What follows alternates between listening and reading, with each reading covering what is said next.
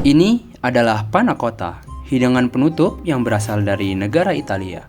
Hidangan ini memiliki tekstur elegan dan lembut seperti puding sutra.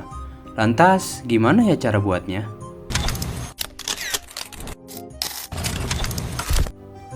Semua dimulai dari awal perkuliahan mata kuliah gastronomi molekuler. Saat itu, aku bersama kedua temanku yaitu Farhad dan Alvin diberikan tugas proyek oleh Ibu Weni selaku dosen kita untuk membuat produk pangan yang menggunakan teknik gastronomi. Setelah diskusi singkat, kami sepakat memilih produk panna cotta. Alasannya ya karena gampang aja sih.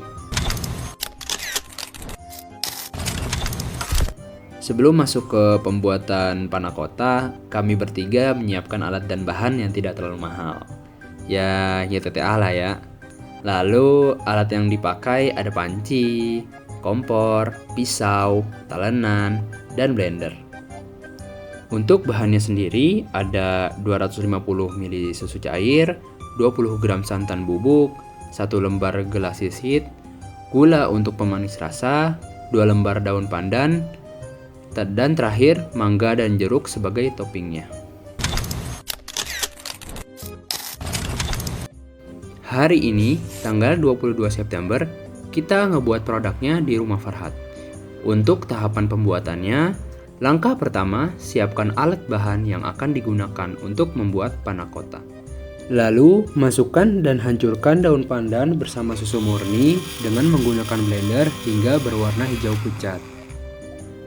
Lalu, gelatin seed disiapkan dan direndam menggunakan air dingin atau es batu agar gelatin terhidrasi atau larut saat digunakan nanti.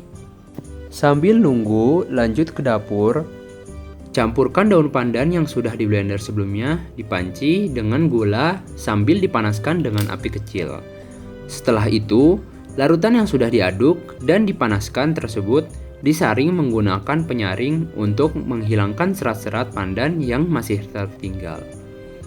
Setelah itu, hasil penyaringan dituang kembali ke dalam panci untuk dipanaskan dengan api kecil dan campur dengan bubuk santan yang sudah disiapkan sebelumnya.